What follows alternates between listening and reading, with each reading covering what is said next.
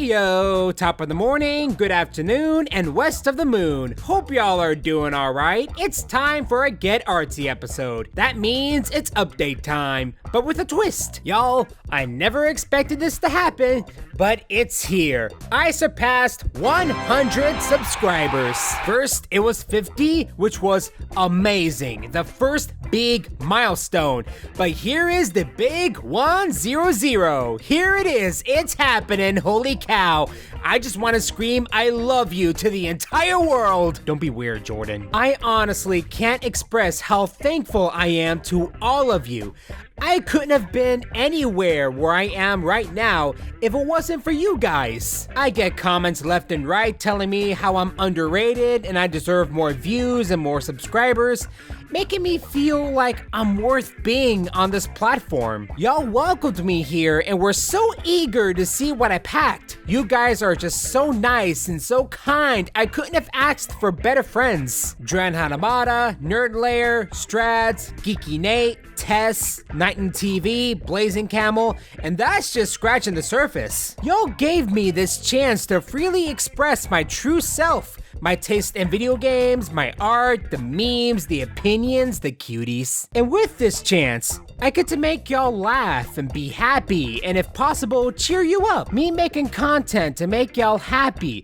Me seeing these wonderful comments telling me what y'all think of the show makes me feel like I have a purpose. A newfound purpose, if you will. Like I found something else I love doing. I'm an artist, but I also like to talk about games. Why not combine both? And that's what I did. Again, thank you all so much for putting up with me. Thank you for the 100 subscriber milestone. You guys are the best. All of you. Here's to maybe another 100 more. Bless y'all. I just bumped my coffee mug against my mic. Do not do what I just did. One more subject before I begin, and it's the reason why the speed paint took longer than it should have. It's about my computer art tablet. Now, if you're a veteran on this channel, you know exactly where I'm going with this. But in case if you don't know, my UG 1910B is a dump of garbage. But this time, the tablet gave me one last you. I was starting up the tablet like normal as usual. The cursor was normal, but I wanted to calibrate it just in case if anything happened. But now, the hidden icon for the tablet software is completely gone from the taskbar. Okay, this is weird. I'll just uninstall the driver and I'll reinstall it. No biggie.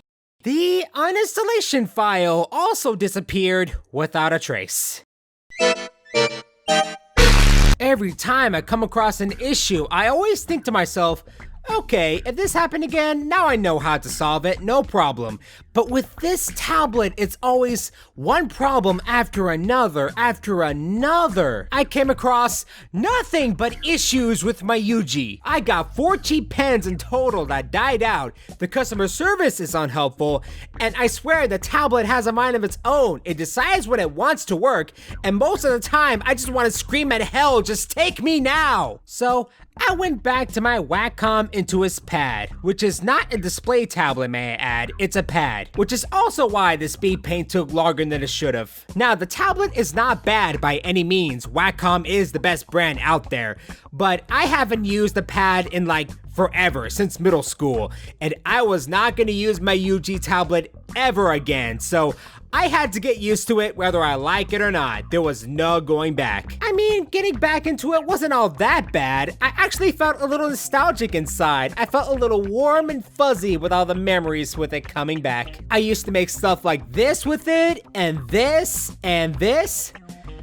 This one's kind of bad, but I'm still proud of it. I love Fennekin, okay? But for this speed paint, I actually made a few pieces like this, and this. Anywho. But while I was searching for some funky fresh beats on YouTube, I saw an advertisement for this brand called XP Pen. They were actually having a sale. Like, oh gee, what a coincidence. I have to check this out. Well guys, I checked out the website and I wound up getting the XP Pen Artist 12. A $300 tablet for just $205? And 1-day shipping? Free shipping? Is this a scam? Here's your package, you horny weirdo. Oh, well, I guess not. And I use this tablet to make the last picture in the speed paint. You'll know when you see it. Now, the tablet works for sure, but the problem is that not only the directions were very vague, but I am a big Neanderthal numbskull who doesn't understand technology. 2 display screens? The frick does that mean? Witchcraft. The video isn't sponsored by XP Pen, but the tablet I got is really neat. The pen doesn't require any charging or batteries, and the OBS screen capture program works perfectly on the tablet, as you'll see in a bit. I get a nice set of shortcut buttons and a scroll, and it's HDMI compatible. Now, the screen is small, it's around 11 inches, but I'm used to drawing all the time on my Samsung Galaxy Tab A with an S Pen, so the size is perfect for me. The only downside I can think of is that this doesn't come with a stand. You're gonna have to buy one if it matters that much, and at least the one I found cost way too much. Another thing to keep in mind if you are getting an XP Pen tablet, you might as well just look up a tutorial on YouTube. Because like I said, the directions on the manual are vague as crap. I recommend this lovely lass right here, Crowny Prince. She explained everything so perfectly, even the little mishaps you'll have here and there. Thank you, Crowny Prince. You're a blessing to us all. So to sum this up, hello, fellow artists who are looking for a display tablet. Please stay away from Yuji, at least the 1910B model. It's a stupid, cheap knockoff brand that's definitely not worth $400. It's more like $50. Sorry, I'm bitter. So if you're looking for some artist display tablets that's definitely worth the price, I recommend checking out XP Pen and also Hunin. My friend has one and she says it works really good, so check out Hunin too. Just stay away from Yuji. It's not worth it. Now let's jump to the actual 100 subscriber special. I told y'all on Twitter that I wanted to do something special for the big milestone. I wanted to do a Q&A, and now with the milestone met, I get to finally answer your most burning questions about moi. You guys asked so many cool and interesting questions, and I cannot wait to answer them. So instead of me babbling on, let's go. My first question comes from Dren Hanamada.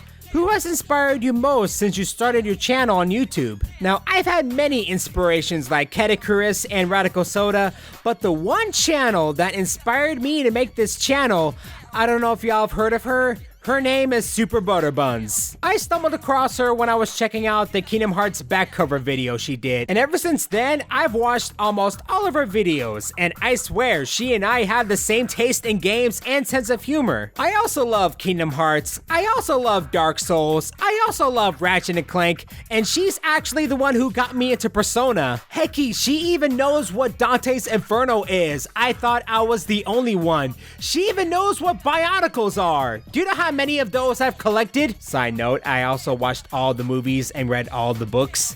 Sorry, not sorry. And the Hordika generation is the best one. I only speak facts here, I do not make the rules. Her upbeat personality inspired me to also be upbeat and happy in my videos. And ever since I tried it out, oh my god, I fell in love with video editing ever since. All the tools I need to create whatever I wanted is right here in Adobe Premiere. All that's left is my creativity. I love talking about video games, all kinds of video games, but on YouTube, I feel like I could go more in depth because in real life, I'm probably the most boring person alive. But Super Butter Buns inspired me to be more than that. You have this gal to thank for the birth of JorGoGo. Thank you, Buns. You really are a blessing on YouTube. Thank you for all you do. And in the rare occasion that Buns is watching this video, have you watched the Metro Nui movie? It's a guilty pleasure of mine. The next question comes from Geeky Nate. Favorite game genre and top 5 games in that genre. Oh, that's a fun one. Okay, my favorite genre is RPGs. More specifically, open world RPGs. To me, there's just so much packed into these games and there's just so much to do. Video games are expensive. I hate buying games that are over $60. And I do not have the funds to just throw money left and right into the sea. I especially hate buying a $60 game that I just wind up hating. Cough, cough. Now, for the top 5 games, I'm not going into too much detail because I have so many questions, but here we go. Number 5, Final Fantasy 15. I love the aesthetic, I love how expansive it felt, I love the characters, and I love the 4 gay boys. But when I got the game at launch, it felt so rushed. I finished the game, but geez, I don't know. This is coming from a dude whose last Final Fantasy game was 13. Even though I really enjoyed the game, I haven't got the season pass yet, so I haven't played any of the DLC episodes. That might change though. Also, if you want me to make a game take episode for FF15, let me know in the comments. Number 4, Fallout 4. This was a really tough decision between Fallout 3 and 4. My heart is a little closer to Fallout 3, but when it comes to fun gameplay mechanics and replay value, I have to go with 4. I'm sorry. The Commonwealth was huge and colorful. I loved exploring around. I hardly ever fast traveled. I loved exploring that much. And all the junk you can collect actually means something. You can construct all kinds of things and mod your weapons. Sure, the story is a little weaker, but I enjoyed the side quests a lot more than I did in Fallout 3. Now, my biggest problem with Fallout 4 is that I feel the game gave me too much power. Sure, the DLC was pretty neat. Look at all the stuff you can make. You can make your own vault for crying out loud. And Nuka World is pretty cool too. But when I'm playing a Fallout game, I want to feel like I'm exploring a dark, dangerous place. A post-apocalyptic world where people will kill each other just for scraps. As you're constantly reminded of what this world used to be and will never be ever again. Something I think Fallout 3 nails perfectly. When I'm playing a Fallout game, I want to feel like I'm surviving, not playing God. But it's weird though, because I think Fallout 4 is the most fun. Does that make sense? Am I making sense at all? Probably not. Maybe it's because I chose not to do all the extra stuff like making a village or making a vault. But either way, Fallout 4, good game. Number 3, Elder Scrolls Skyrim. This game is over a decade old, and I'm still not bored of it. I know exactly what happens. I played probably all the side quests by now. I could go for any build and just jump right in. And since I sold my friend my PS4 version, I might get it for the Switch. But it is definitely not worth $60. Skyrim is not worth $60. Number 2, Dark Souls 1.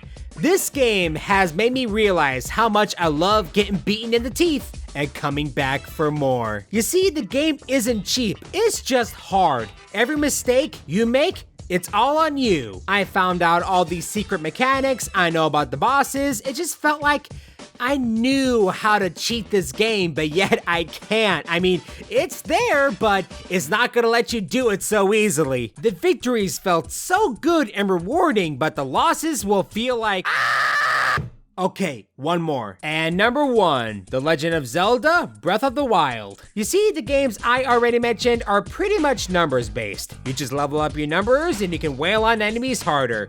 But in Breath of the Wild, it's all skills based. Sure, there are heart containers and stamina vessels to collect, but all the items you get, the weapons you get, and all the rewards you can find, and the spirit orbs are all dependent on you. Do you want to go the extra mile in finding all of these things, or do you want to complete the game the most bare bone way possible? In the games I mentioned, you like shoot up a couple guys and then you move on to the next objective and then you do it all over again. But in Breath of the Wild, you have to really think and puzzle solve. There is so many unique ways you can use your abilities and you're heavily rewarded as you use them, something Nintendo always has in the bag. If I have to think of one flaw, I can think of one already. The gyro controls can suck a big one. I absolutely hate the gyro controls. And the rest is fine. But yes, Breath of the Wild is such a good game. I may have paid full price for it, but it is worth every cent. The next question comes from Loopyless. Hey, I got 2. What's your favorite food? Sushi. All the way. I can even eat them with chopsticks. What's a fond memory you often look back on in your years of gaming? Okay, this one makes me sad. Y'all remember Xbox Live Arcade? I'm not talking the current one, I'm talking the OG one, when Xbox actually cared about indie games. I just remember playing so many fantastic games on there, like N+, Dust and Elysian Tale, Doritos Crash Course. I remember just chatting with my middle school friends on there, and we all joined in on one big Xbox Live party, and I just feel sad inside. knowing that I'll never have that much fun ever again. The Xbox 360 era was definitely a golden era for me. The next question comes from Gaming Camel. If you could hang out with Sonic for one day, what would you guys do? I'd kill him. But serious talk though, Sonic is a snarky, sassy, egotistical prick, but he's always there for those who need help, which makes him a lovable prick. He seems like a fun guy to talk to. Just sit down and have a cup of coffee and just chat the day away. And then I kill. The next one comes from Big Retro Show. What is the one game or movie that completely changed your life? Now, for a video game, it would have to be Jet Set Radio Future. This game not only made me enjoy video games, but it made me respect them as an art form. Gameplay, art style, music, replay value, this game nails everything, and I love it so much. Now, I'm not gonna go too in-depth about the game. I made a game take for it already. Here's a link to it if you want to look at it. It's not that great, I want to warn you. I will redo the game take someday. I don't know when, but it'll happen. Now, as for a movie, I can't really name one that has changed my life exactly, but I will pick a favorite though. I have two right now, being Paranorman and the Sonic OVA. Retro Wolf 88 asks, what is the most insane thing you did when you were a kid? Now, when I was a kid, I didn't really do all that much cause I was a loser, but I can name one thing though. Me and a couple of friends were having a Nerf war in a couple of houses, under construction, in a rich neighborhood. You see, there was no one around the construction site, and my friend hosting the Nerf war said it was okay. That was until the landlord was contacted and she found out about us, and we all got in really bad juju. At least the host did though. I didn't get in trouble. Or at least my parents didn't find out, thank God. So if you're watching this, Mom, I was a rebel. And here's Dren Hanamada again. He asks, with your ever-growing audience, how do you think your channel will change in the future? Now, if I was making money on YouTube, or I would get around maybe 1,000 subscribers, not the exact number, just as an example, I would take this channel a lot more seriously. Like if it was my job. I would be more professional, I would attempt more animation.